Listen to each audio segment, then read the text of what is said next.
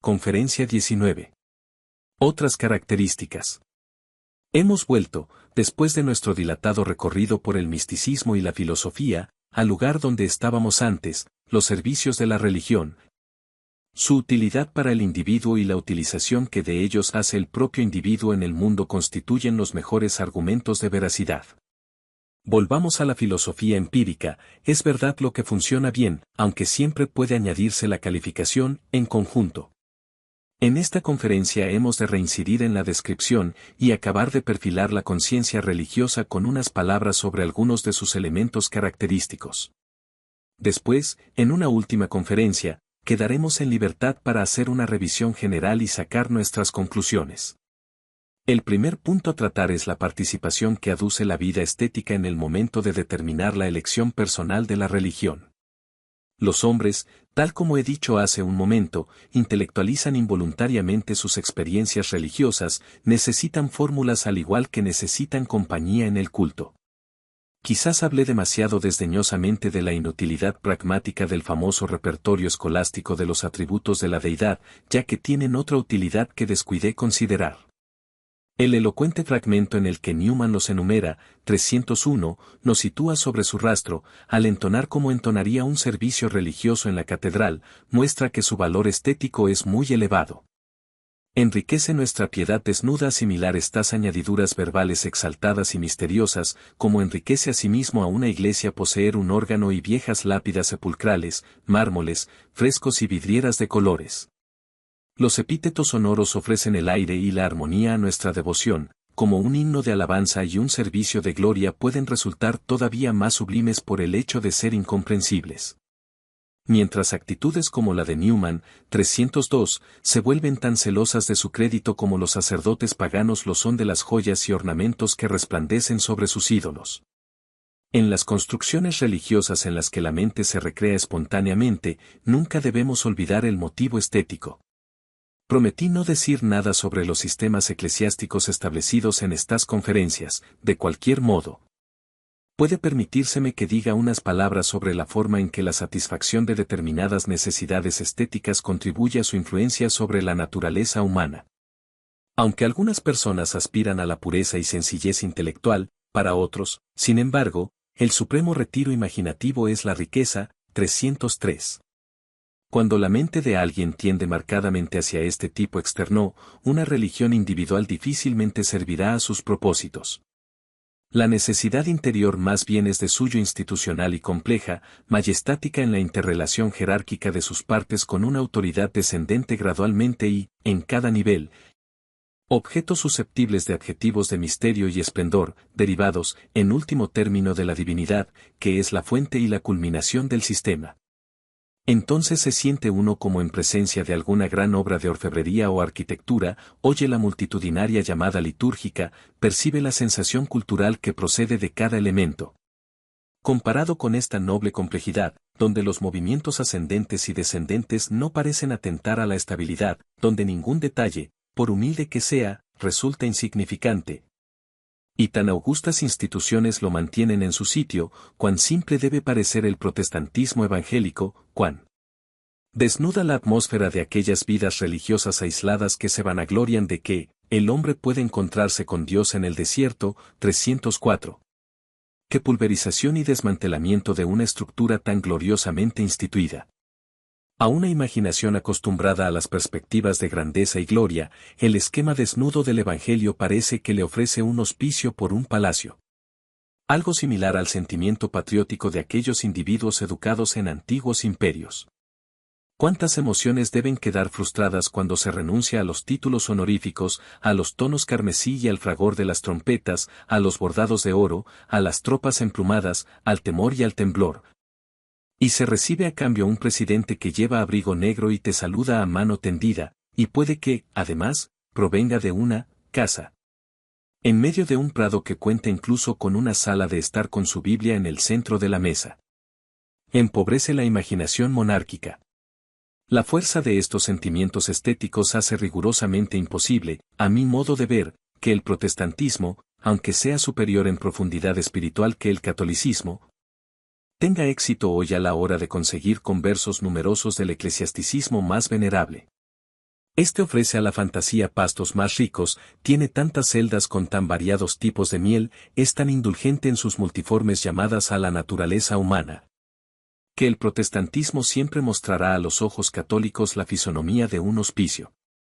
La amarga negatividad es incomprensible para la mentalidad católica. Para los intelectuales católicos muchas de las creencias y prácticas anticuadas lo son solamente para los protestantes. Son pueriles en el sentido agradable de la palabra, infantil, inocentes y afables, que merecen una sonrisa en consideración en la condición escasamente desarrollada de la inteligencia del pueblo. Para el protestante, por el contrario, son pueriles en el sentido de constituir falsedades estúpidas que debe destruir en su redundancia delicada y amable, dejando al católico que se estremezca de gozo en su literalidad. A este último el protestante le parece tan taciturno como si fuese alguna especie de reptil monótono, ciego y entumecido. Ambas actitudes nunca se comprenderán, sus centros de energía emocional son demasiado diferentes. La verdad rigurosa y las complejidades de la naturaleza humana siempre necesitan un intérprete mutuo. 305. Lo mismo ocurre con la pluralidad estética de la conciencia religiosa. En la mayoría de los libros sobre religión, se señalan tres cosas como sus elementos esenciales. Aunque brevemente, diré unas palabras sobre cada uno de estos elementos. El primero es el sacrificio. Los sacrificios a los dioses emergen omnipresentes en el culto primitivo, pero a medida que los cultos se van refinando, las ofrendas crematorias y la sangre de macho cabrío han sido reemplazadas por sacrificios de naturaleza más espiritual. El judaísmo, el islamismo y el budismo se desarrollan sin sacrificio ritual, también lo hace el cristianismo, excepto cuando la noción se conserva de una forma transfigurada en el misterio de la crucifixión de Cristo. Estas religiones sustituyen con ofrendas del corazón, renuncias del yo íntimo, todas aquellas vanas oblaciones. En las prácticas ascéticas que alientan el islamismo, el budismo y la más vieja cristiandad, observamos cómo permanece indestructible la idea de que cualquier sacrificio de algún tipo constituye un ejercicio religioso.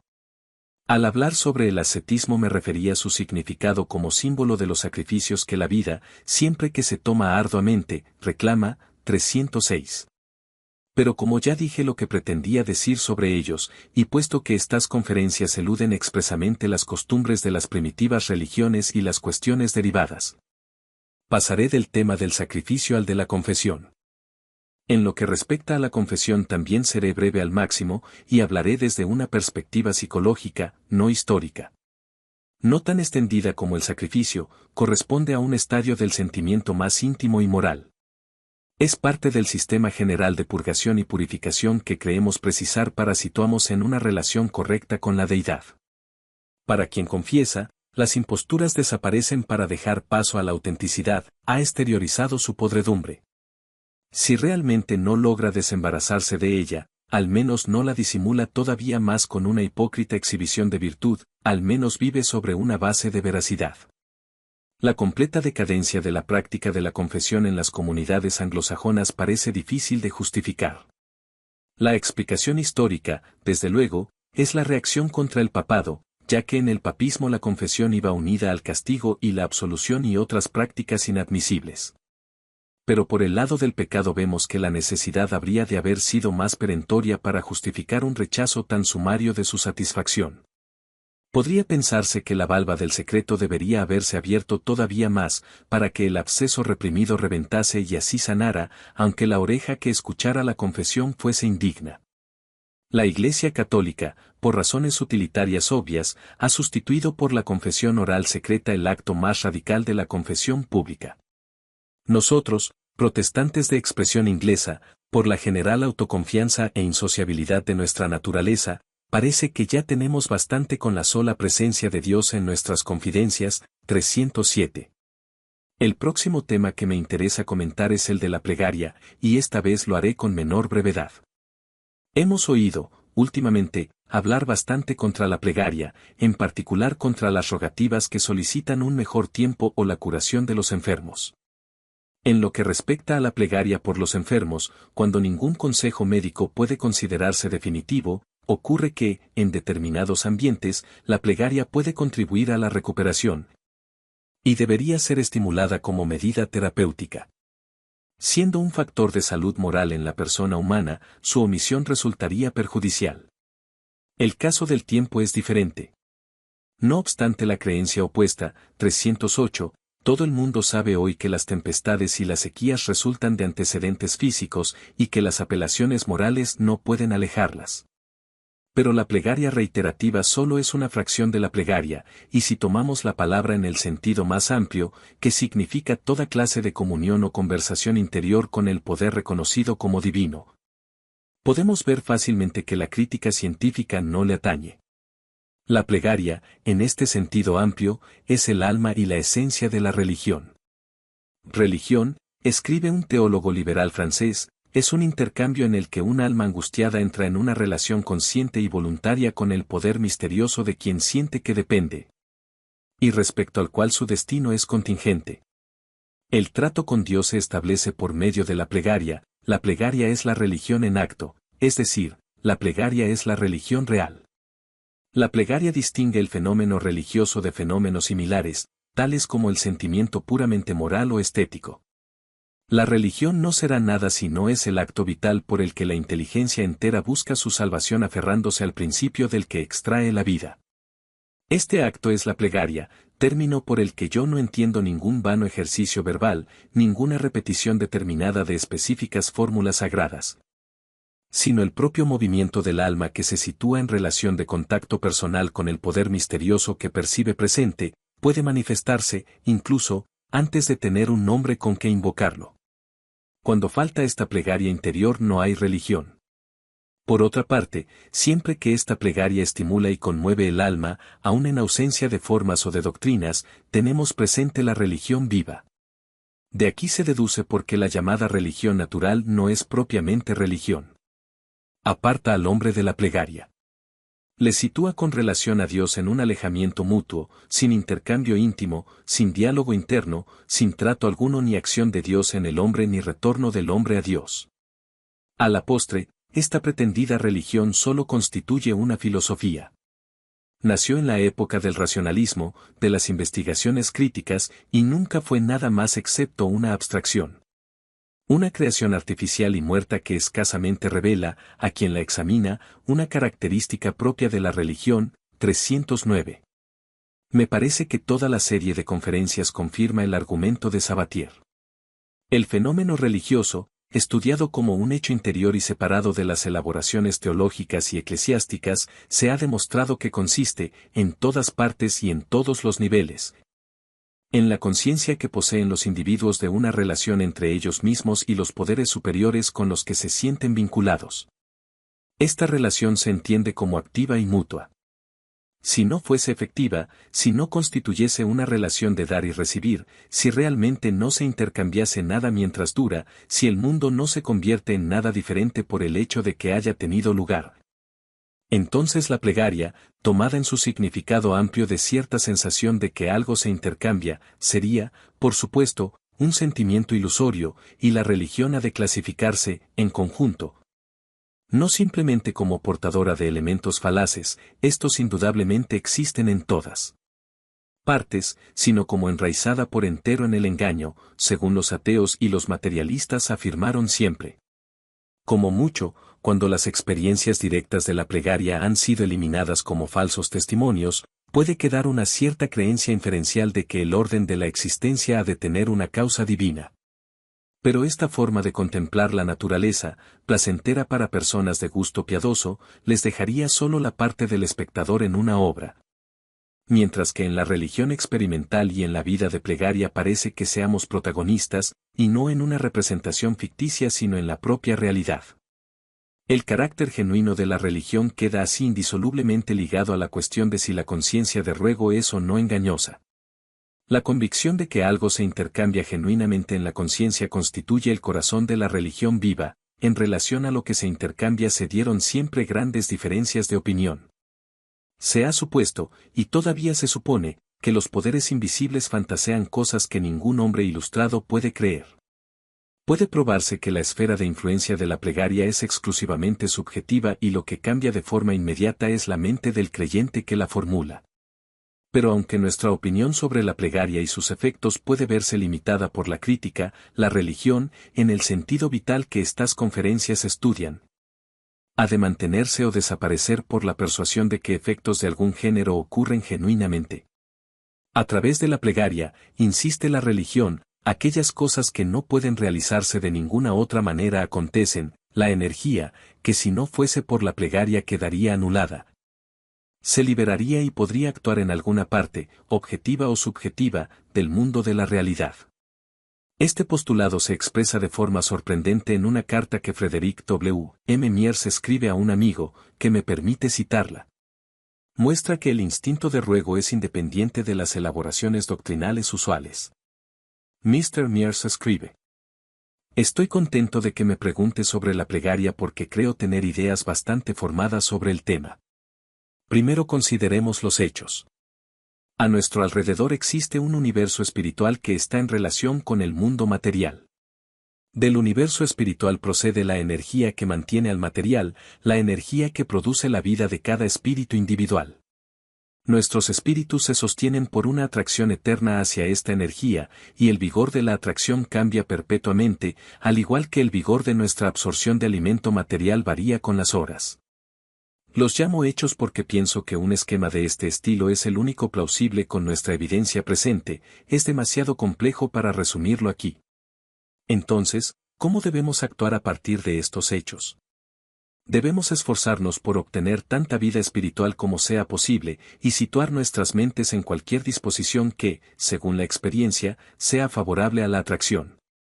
Plegaria es el nombre general para la actitud de expectación abierta y sincera.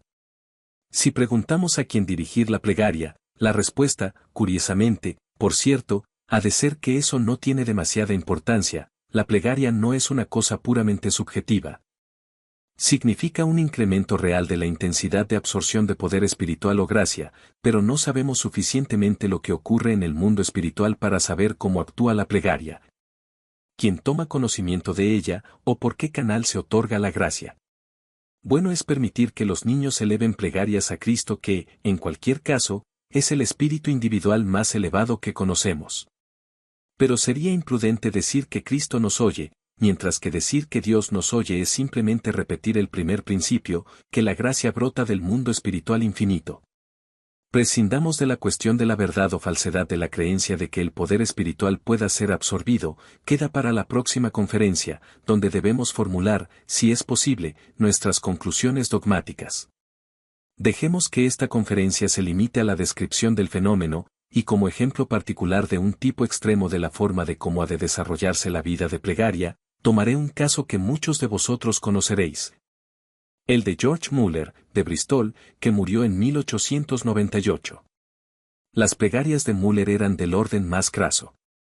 Muy pronto en su vida resolvió tomar algunas promesas de la Biblia con sinceridad literal y dejar que la mano de Dios le alimentase, renunciando a su propia previsión mundana. Tuvo una carrera extraordinariamente activa y de éxito, uno de cuyos frutos fue la distribución de más de 2 millones de ejemplares de las Escrituras en diferentes lenguas. Otros resultados fueron el equipamiento de varios centenares de misiones, la circulación de más de 111 millones de libros, folletos y tratados sobre las Escrituras, la construcción de 5 grandes hospicios y la educación y manutención de miles de huérfanos, finalmente la fundación de escuelas en las que unos 121.000 alumnos jóvenes y adultos eran educados. En sus años de tarea, Muller recibió y administró casi 1,5 millones de libras esterlinas y viajó 200.000 millas por mar y tierra, 310. Durante los 68 años de su ministerio nunca poseyó ninguna propiedad, excepto la ropa, muebles y dinero de caja, y a la edad de 86 años dejó unos bienes valorados apenas en 160 libras. Su método era dejar que sus deseos se conociesen públicamente, pero no informar de los detalles de sus necesidades temporales. Para aliviarlas rogaba directamente al Señor, pensando que tarde o temprano las plegarias son atendidas y creemos lo bastante, cuando pierdo alguna cosa como una llave, escribe, pido al Señor que me dirija a ella. Y espero una respuesta a mi plegaria, cuando una persona con quien tengo una cita no viene a la hora prevista y comienzo a impacientarme, ruego al Señor que le dé prisa, y espero una respuesta.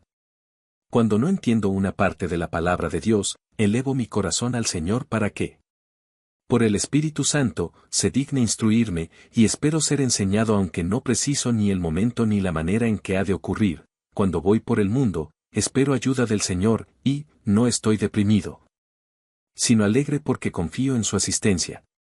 La costumbre de Müller era no tener deudas, ni siquiera durante una semana. Como el Señor se ocupa de nosotros día a día, el pago semanal podría presentarse y suceder que no tuviéramos dinero para hacerle frente, y así aquellos con quienes hacemos trato, podrían resultar dañados. Y podríamos así darnos cuenta de que actuamos contra el precepto de Dios: no debas nada a nadie.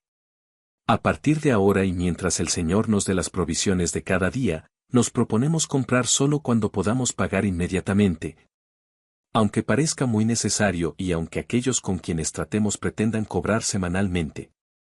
Los artículos necesarios de los que habla eran la comida, el combustible, etc., de sus instituciones caritativas. Con todo, aunque a menudo estaban muy cerca de quedarse sin comer, parece que nunca sucedió. Nunca he sentido más grande y manifiesta la presencia de Dios que cuando después de desayunar no había nada para la comida de más de 100 personas, o cuando después de la comida no había nada para el té. Y sin embargo el Señor nos proporcionaba el té, y todo sin que ninguna persona hubiese estado informada de nuestras necesidades.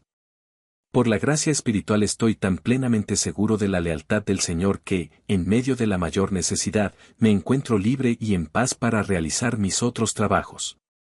De hecho, si el Señor no me hubiera dado esto, que es el resultado de mi confianza, yo apenas podría trabajar, ya que raro es el día en que no necesito algo por un lado u otro. 311.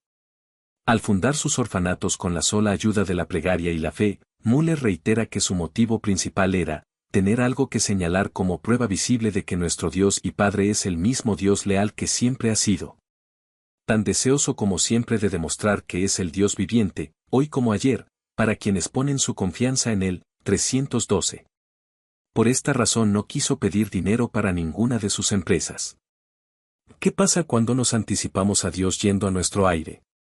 Ciertamente debilitamos la fe en lugar de incrementarla, y cada vez que actuamos de este modo, encontramos más difícil confiar en Dios hasta que, al final, dejamos escapar nuestra razón natural y la incredulidad predomina. Qué diferente es cuando uno es capaz de esperar la hora de Dios y recurrir a Él solo en busca de ayuda y liberación. Cuando al final la ayuda llega, qué dulce es y qué recompensa. Querido lector cristiano, si nunca has caminado antes por el camino de la obediencia, hazlo ahora y entonces conocerás experimentalmente la dulzura de la alegría que produce. 313. Cuando las provisiones llegaban lentamente, Müller consideraba que se trataba de una prueba para su fe y su paciencia. Cuando la fe y la paciencia estuviesen suficientemente probadas, el Señor enviaría mayores medios. Y así lo ha demostrado, cito de su diario, porque hoy me ha proporcionado 2050 libras, de las cuales 2000 son para los fondos de construcción de una casa determinada. Y 50 para las necesidades inmediatas. Es imposible describir mi alegría en Dios apenas he recibido esta donación. No estaba excitado ni sorprendido, ya que espero respuestas a mis oraciones. Creo que Dios me escucha. Pero mi corazón estaba tan lleno de alegría que solo podía inclinarme ante Dios y admirarlo, como David en el versículo 2 del capítulo 8 de Samuel. Al final me he postrado de hinojos y he estallado en agradecimiento al Señor y he rendido de nuevo mi corazón a su bendito servicio. 314. El caso de George Müller es extremo en todos sus aspectos, y en ninguno lo es más que en la extraordinaria estrechez de su horizonte intelectual.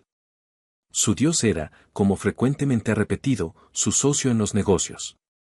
Parece que para Müller ha sido poca cosa más que una especie de administrador sobrenatural que se interesaba por la congregación de comerciantes, que eran sus santos patronos, y por los orfanatos y otras empresas, pero que estaba desposeído de cualquiera de aquellos atributos más vastos e ideales con los que la imaginación humana lo ha investido. Resumiendo, pues, Müller era absolutamente afilosófico. Su concepción intensamente privada y práctica de sus relaciones con Dios continúa las tradiciones del pensamiento humano más primitivo. 315. Cuando comparamos una mentalidad como la suya con, por ejemplo, la de Emerson o la de Phillips Brock, constatamos la gama que la conciencia religiosa cubre. Hay abundante literatura relacionada con las respuestas a las rogativas. Los diarios evangélicos están llenos de ellas e incluso se dedican libros enteros a este tema. 316, pero para nuestros intereses el caso de Müller será suficiente. Una forma de desarrollar la vida de oración menos crudamente parecida a la de un mendigo es la seguida por otros muchos cristianos. Tales personas afirman que la persistente confianza en el Todopoderoso como ayuda y guía traerá pruebas, palpables pero mucho más sutiles, de su presencia e influencia activa. La descripción siguiente de una vida guiada, de un escritor alemán que ya he citado, sin duda ha de parecer a numerosos cristianos de cualquier país que refleja su propia experiencia personal. El Dr. Hilty afirma que en este tipo de vida guiada se encuentra que los libros y las palabras, y a menudo la gente, llegan a nuestro conocimiento justo en el preciso momento en que los necesitamos. Que uno se desliza sobre enormes peligros como si tuviese los ojos cerrados, ignorando lo que le habría aterrorizado o desencaminado, hasta que el peligro ha pasado. Este suele ser el caso en las tentaciones de vanidad y sensualidad, que los caminos por donde uno no debiera aventurarse están, sea por lo que sea, cercados de espinos. Pero que por otro lado importantes obstáculos quedan eliminados repetidamente, que cuando es llegado el tiempo de algo de súbito se percibe el coraje que antes faltaba, se alcanza la raíz de una cuestión que antes estaba escondida, o se descubren pensamientos, posibilidades. Incluso retazos de conocimiento y percepción interior en uno mismo de los que es imposible asegurar de dónde vienen. Finalmente, las personas nos ayudan a decir que no, nos auxilian o rechazan hacerlo como si hubiesen de realizarlo contra su voluntad. Así que con frecuencia quienes no son indiferentes o enemigos nos hacen el más grande servicio, a menudo Dios toma los bienes terrenales de aquellos a quienes guía justo en el momento preciso. Cuando amenazan con recurrir al esfuerzo más relajado. Junto a esto, suceden otras cosas dignas de mención de las que no es fácil dar una explicación. No hay ninguna duda de que ahora se avanza continuamente a través de puertas abiertas y por los caminos más fáciles, con tan pocos cuidados y problemas que apenas puede imaginarse. Además, el propio yo resuelve sus asuntos ni demasiado pronto ni demasiado tarde, cuando fácilmente se habrían desbaratado por inoportunidad, incluso cuando los preparativos habían quedado bien organizados. Se añade a esto que se realizan con perfecta tranquilidad mental, casi como si fuesen cuestiones intranscendentes, como encargos que hiciésemos a cuenta de otra persona. En cuyo caso actuamos realmente con más calma que cuando lo hacemos por nuestros intereses. De nuevo, uno descubre que puede esperar pacientemente, y que en esto consiste uno de los grandes secretos de la vida. También sucede que todo llega en su momento, una cosa después de otra, de manera que se gana tiempo para asegurar un paso antes de avanzar otro más, y entonces todo acontece en el momento adecuado, apropiado a lo que debemos hacer, etc., y a menudo de forma sorprendente, como si una tercera persona vigilase aquellas cosas que estamos en fácil peligro de olvidar. Con frecuencia también se nos presentan las personas en el momento justo, para ofrecer o pedir lo que se necesita y que jamás habríamos tenido el valor o la resolución de abordar por decisión propia. A través de estas experiencias, uno percibe que es amable y tolerante con la otra gente, hasta con aquellos que son repulsivos, negligentes o tienen mala voluntad, ya que también ellos son instrumentos del bien en manos de Dios. Y a menudo los más eficientes. Sin estos pensamientos sería difícil, incluso para los mejores, conservar la ecuanimidad. Pero con la conciencia de la guía divina, se perciben muchas cosas en la vida de manera harto diferente a como sería posible de otro modo. Todo esto son cosas que todo ser humano conoce, que ha experimentado y de las que podrían darse ejemplos. Las fuentes superiores de la sabiduría humana son incapaces de alcanzar lo que, bajo la guía divina, nos llega a manos llenas. 317. Los relatos como este se funden con otros donde la creencia estriba, más bien, no en que los sucesos particulares resultan particularmente bien dispuestos por una providencia excepcionalmente cuidadosa, como premio a nuestra confianza, sino en que cultivando el sentimiento de vínculo con el poder que hizo las cosas como son estamos mejor dispuestos para su aceptación. La cara externa de la naturaleza no necesita alterarse, pero las expresiones de significado lo hacen por ella, estaba muerta y de nuevo vive. Es como la diferencia que media entre mirar a una persona con amor o mirarla con indiferencia. En el primer caso, la comunicación se presenta con una recuperada vitalidad. Por consiguiente, cuando los afectos se ponen en contacto con la divinidad creadora del mundo, el temor y el egoísmo desaparecen, y en la serenidad que se produce es posible encontrar en las horas, según van sucediéndose, una serie de matices benignos. Es como si todas las puertas se abriesen y todos los caminos se allanasen suavemente. Hallamos un mundo transfigurado cuando percibimos el viejo mundo en el espíritu que este tipo de plegaria inspira. Este era el espíritu de Marco Aurelio y de Epicteto, también el de los curanderos mentales, de los trascendentalistas y de los llamados cristianos, liberales. Como clara expresión citaré una página de los sermones de Márteno. El universo, abierto a nuestros ojos, es como era hace 1000 años, y el himno matinal de Milton no canta sino la belleza con la que nuestro propio sol familiar vistió a los primeros jardines y tierras del mundo. Vemos todo lo que nuestros padres vieron. Y si no podemos encontrar a Dios en nuestras casas o en la mía, al borde del camino o a la orilla del mar, en la semilla que estalla o en la flor que se abre, en el deber del día o en la meditación de la noche, en la risa compartida y el pesar secreto, en la procesión de la vida, siempre comenzando de nuevo, transcurriendo solemnemente y desapareciendo, no creo que lo distingamos en la hierba del Edén o bajo la luna de Getsemaní. Depender de él no implica el deseo de milagros mayores, sino el del espíritu de percibir los que nos rodean, que nos impelen a arrinconar la santidad hacia lejanos espacios donde no podemos alcanzarla. El devoto siente que donde está la mano de Dios hay milagro, y es una irreverencia imaginar que solo donde hay milagro puede estar de verdad la mano de Dios. La costumbre habría de ser, a nuestros ojos, más sagrada que sus anomalías, los antiguos caminos, de los que el Altísimo nunca se cansa, más queridos que las cosas sorprendentes que no estima lo suficiente como para repetirlas. Y aquel que distinga bajo el sol, al levantarse cada mañana, el magnífico dedo del Todopoderoso, puede recuperar la sorpresa suave y reverente con la que Adán miró la primera aurora en el paraíso. No se trata de un cambio exterior, ni un cambio de tiempo o lugar, sino solo la meditación amorosa del puro de corazón, capaz de despertar al Eterno en nuestras almas. De volver a la realidad y restablecer su antiguo nombre de Dios viviente. 318.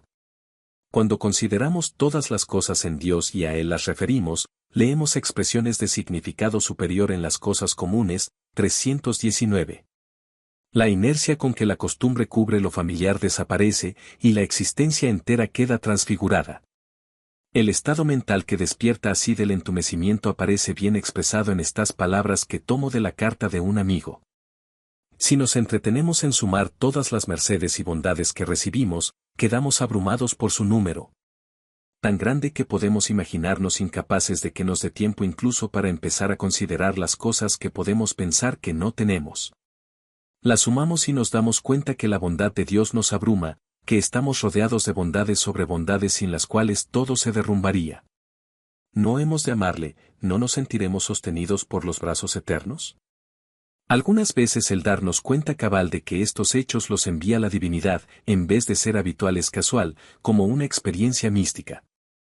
El padre Gratry nos ofrece un buen ejemplo de su periodo de melancolía juvenil. Un día tuve un momento de consuelo porque tropecé con una cosa que me pareció idealmente perfecta. Era un pobre tamborilero que tocaba por las calles de París. Caminé detrás de él volviendo de la escuela en el atardecer de un día festivo. Su tambor sonaba de tal manera que, en aquel momento al menos, por más quisquilloso que fuera, no podía encontrar ningún pretexto para censurarle. Era imposible concebir más nervio o espíritu, mejor tiempo o medida, mayor riqueza o limpieza que las que había en este redoble. El deseo no podía ir más allá, estaba encantado y consolado, la perfección de este acto mínimo me hizo bien. El bien es al menos posible, dije, ya que el ideal a menudo es un hecho. 320. En la novela Obermann, de Senancours, se relata una revelación similar. En las calles de París, un día de marzo, encontrar una flor, un simple junquillo. Era la expresión más fuerte del deseo, era el primer perfume del año y sentí la felicidad completa destinada al hombre. Esa inexplicable armonía anímica, el fantasma del mundo ideal, surgió en mí completamente. Nunca había sentido nada tan grande e instantáneo, no sé qué forma, qué analogía, qué relación concreta era la que me hacía ver en esta flor una belleza sin límites. Nunca incluiré en un concepto esta capacidad, esta inmensidad que nada expresa, esta forma que nada contendrá, este ideal de un mundo mejor que uno siente pero que, según parece, la naturaleza no ha hecho real. 321. En otras conferencias hablamos del rostro vivificado del mundo según puede presentarse a los conversos cuando despiertan a una nueva vida. 322, como norma.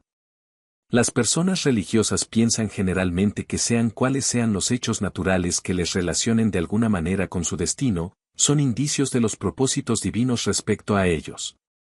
Por medio de la plegaria, el propósito, con frecuencia más que obvio, les penetra, y si se trata de una prueba, les es dada la fuerza para superarla. En consecuencia, en todos los estados de la vida de oración encontramos la persuasión de que en los procesos comunicativos la energía fluye desde lo alto para satisfacer la demanda. Y llega a ser operativa en el mundo de los fenómenos.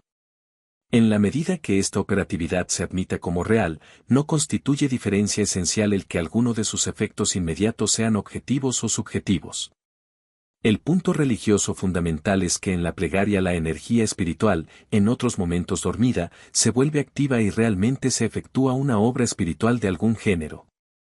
Aquí dejo el tema de la plegaria tomada en el sentido amplio de cualquier tipo de comunión. En la próxima conferencia volveremos a ella al considerarla centro de la religión. El último aspecto de la vida religiosa que me falta abordar es el hecho de que sus manifestaciones se relacionan con frecuencia con la parte subconsciente de nuestra existencia. Recordaréis lo que dije en la conferencia inicial, 323, sobre la preponderancia del temperamento psicopático en la biografía religiosa. De hecho, difícilmente encontraréis un cabecilla religioso de cualquier clase en cuya vida no se dé el automatismo. No solo hablo de los sacerdotes primitivos y de los profetas, cuyos seguidores ven el discurso y la acción automáticos como equivalentes a la inspiración. Hablo de notables pensadores y de individuos de experiencia intelectualizada. San Pablo tuvo visiones, éxtasis, donde lenguas, aunque les concediese muy poca importancia. Toda la magnífica colección de santos y heresiarcas cristianos, incluidos los más grandes, los Bernardos, los Loyoules, los Luteros, los Faxis, los Wesley, experimentaron voces, visiones, éxtasis. La impresión de ser conducidos y premoniciones. Experimentaron tales cosas porque poseían una sensibilidad exaltada, y las personas de sensibilidad exaltada manifiestan cierta tendencia al respecto. En esta tendencia se perciben, de todos modos, algunas consecuencias para la teología. Las creencias se refuerzan cuando los automatismos las corroboran. Las incursiones del más allá de la región transmarginal tienen un poder peculiar de aumentar la convicción.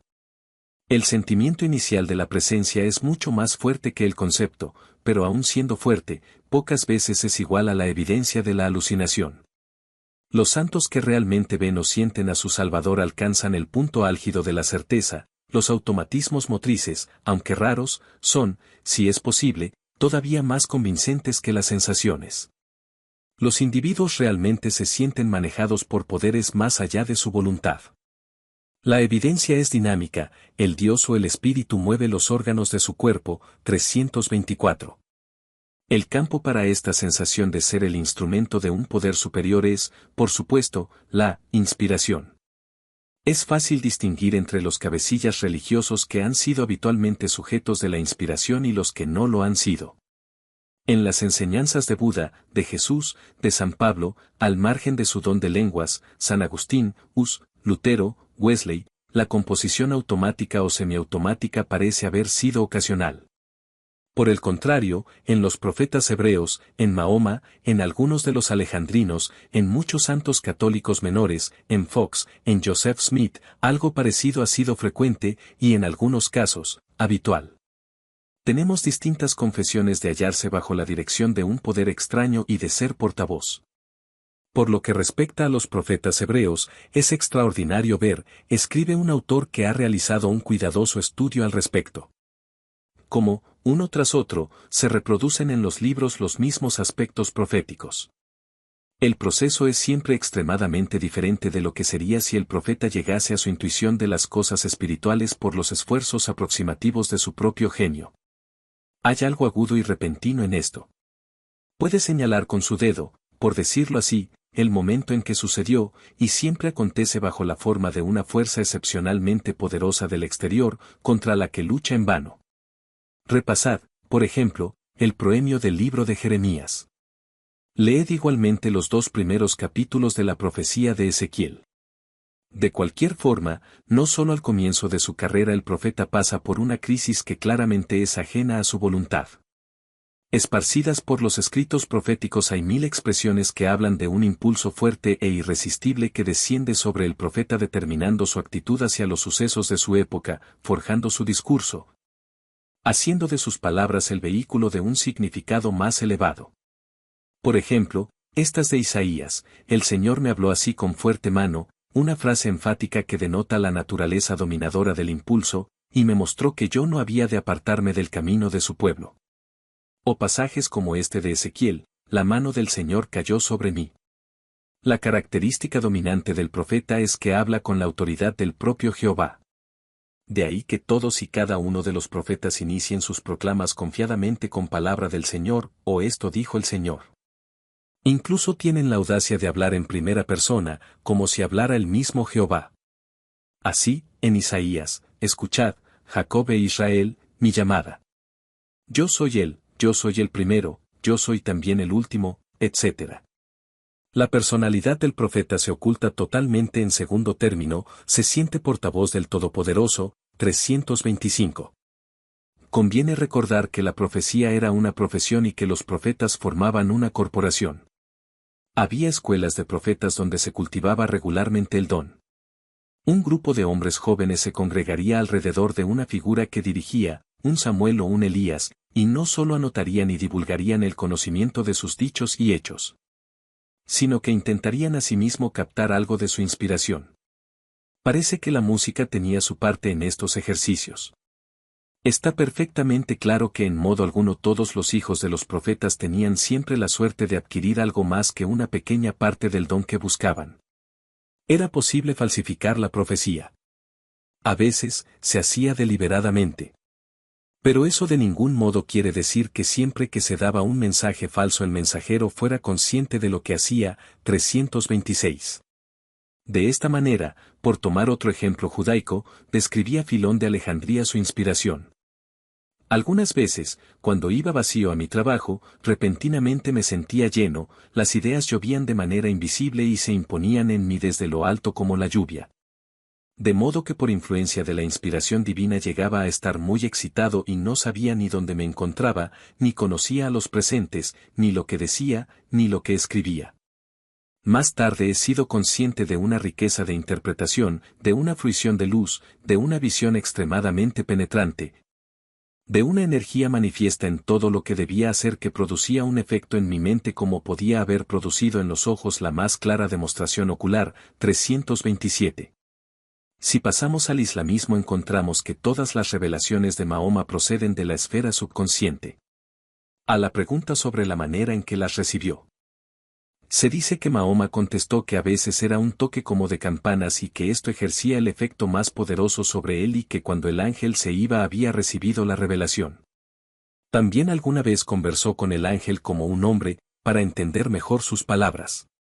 Las autoridades posteriores, sin embargo, todavía distinguen otros tipos. En el Itqán se enumeran los siguientes: 1. Revelaciones con el sonido de una campana, 2. Por inspiración del Espíritu Santo en el corazón de Mahoma, 3. De Gabriel en forma humana, 4. De Dios directamente, despierto, como en su viaje al cielo, o bien en sueños. En Al-Mabá y Valladunaya se dan las siguientes clases: 1. Sueños, 2. Inspiración de Gabriel en el corazón del profeta, 3. Gabriel en forma de daya, 4. Con el sonido de la campana, etc. 5. Gabriel en persona, solo 2 veces, 6. Revelaciones en el cielo, 7. Dios aparecido en persona pero velado, 8. Dios revelándose directamente sin velo. Otros añaden 2 tipos, que son: 1. Gabriel en forma de otro hombre, 2. Dios mostrándose personalmente en sueños, 328.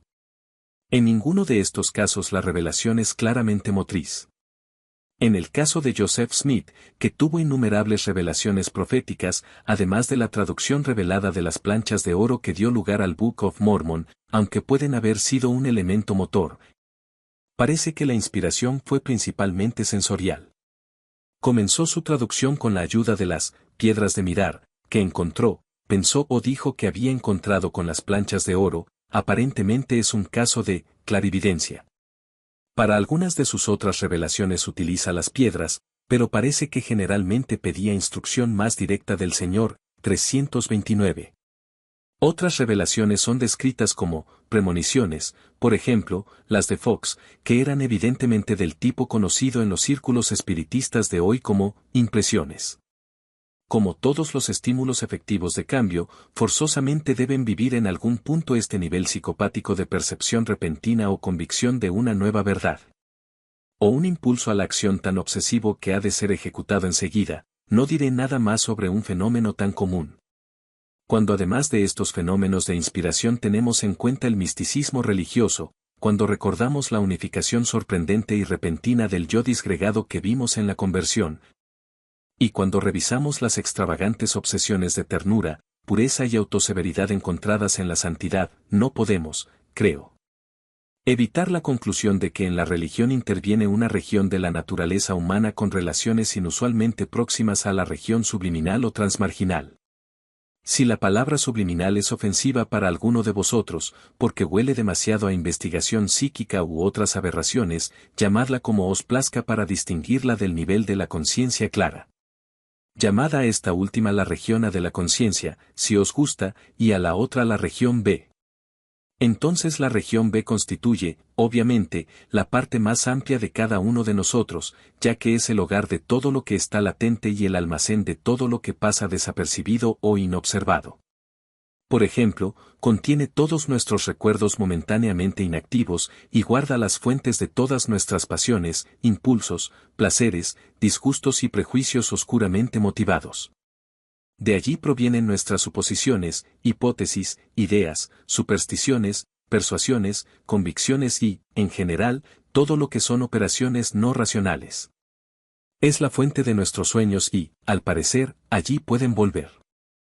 En ella se presentan las experiencias místicas que podamos percibir y todos nuestros automatismos sensoriales o motores, nuestra vida en condiciones hipnóticas, si somos susceptibles de tales condiciones. Nuestras alucinaciones, ideas fijas y accidentes histéricos, si somos personas histéricas, nuestros conocimientos supranormales, si los hay y somos asimismo sujetos telepáticos. También es el manantial de mucho de lo que alimenta nuestra religión. En personas inmersas en la vida religiosa, como las que hemos descrito, y esta es mi conclusión, la puerta de esta región parece estar inusualmente abierta, de cualquier modo. Las experiencias que entran por esta puerta han tenido influencia enorme en la configuración de la historia religiosa. Con esta conclusión cierro el círculo que abrí en la primera conferencia, y termino así la revisión que prometí al principio de los fenómenos religiosos internos determinados en individuos humanos desarrollados y complejos. Si el tiempo lo permitiese podría multiplicar fácilmente los documentos y las distinciones, pero creo que un tratamiento comprensivo es, en sí mismo, mejor, y las características más importantes ya quedan bien patentes. En la próxima conferencia, que también será la última, intentaremos sacar las conclusiones críticas que todo este material pueda sugerir.